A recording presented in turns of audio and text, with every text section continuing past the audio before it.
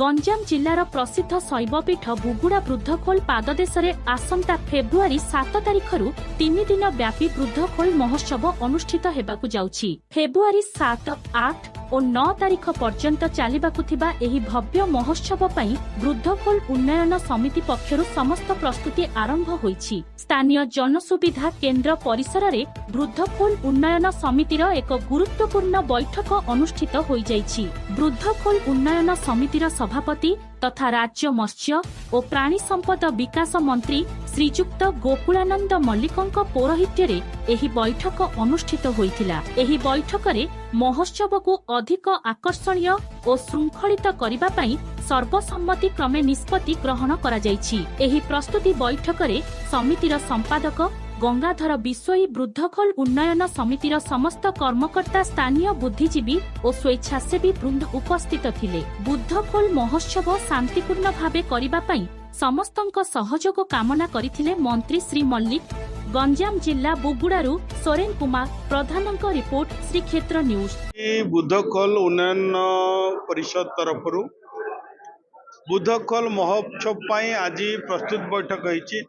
एथिरे आमर ब्लॉक प्रशासन विभिन्न लाइन डिपार्टमेंट एथिरे आज उपस्थित रहिछन्ति। एटे बीडीओ तहसीलदार आईआईसी रेंजर आमर एसीपीडब्ल्यूडी एडीओ और टाटा पावर एडीओ आरडी एवं आमर NAC executive officer block chairman vice chairman एवं विभिन्न आमर एठिर स्थानीय कार्यकर्ता आज एठी जो माने बुद्धखोल उन्नयन परिषदर मेंबर अच्छंती एवं अन्यान्य जनसाधारण समस्तंकर मिलित आनुकूल्य रे बुद्धखोल महोत्सव पई आयोजन पई एक बैठक अनुष्ठित होईछि। एथिरे निष्पत्ति होईछि आसंता फेब्रुआरी 7, 8, 9 तीन दिन बुद्धखोल महोत्सव हबो एवं आकु जाकजकम केमती करिवा स्थानीय जो कला संस्कृति आमर रही स्थानीय कलाकार मानकु एथिर स्थानीय छात्र छात्री मानकु आमे सुजोग देबा मंच देबा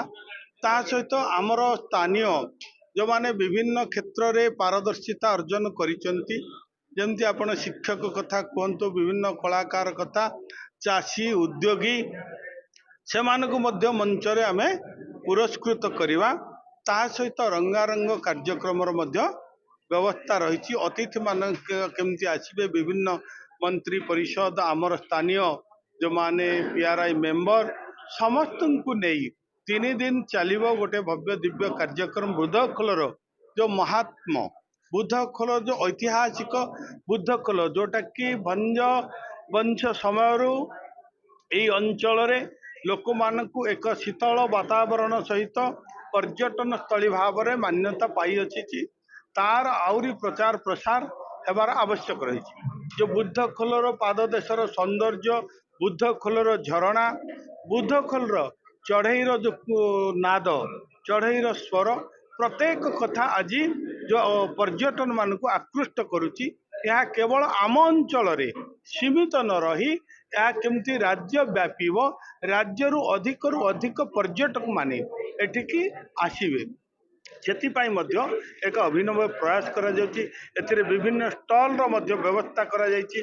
ग्रामणी उद्योग जोटा कि आमर ग्रामांचल छोट छोट जो जिनिस रही हैंडीक्राफ्ट कथा कहतु हैंडलूम कथा कहतु विभिन्न आर्टिजन कथा कहतु से आमर एठी लोकल स्थानीय बड़ी पांपड़ इत्यादि प्रत्येक कथा ओवरमार्क्स एवं जो WSSG ग्रुप रो विभिन्न हस्त जो माने हाथ रे तैयारी करचंती सेगुड़ा को मध्य एठी प्रदर्शित करा जिवो।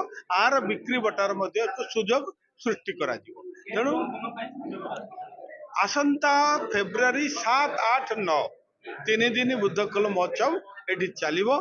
तेणु आपण मान जरिया रे मु समस्त को एठी निमंत्रण करुच्ची स्वागत करुच्ची। आसंतु ये जो बुद्धखोल महोत्सव सामिल हुंतु भरपूर मजा नियंतु एवं ता सहित आमर कला आमर साहित्य आमर ऐक्य को आउरी रुद्धिमंत करिवारे सहयोग करंतु।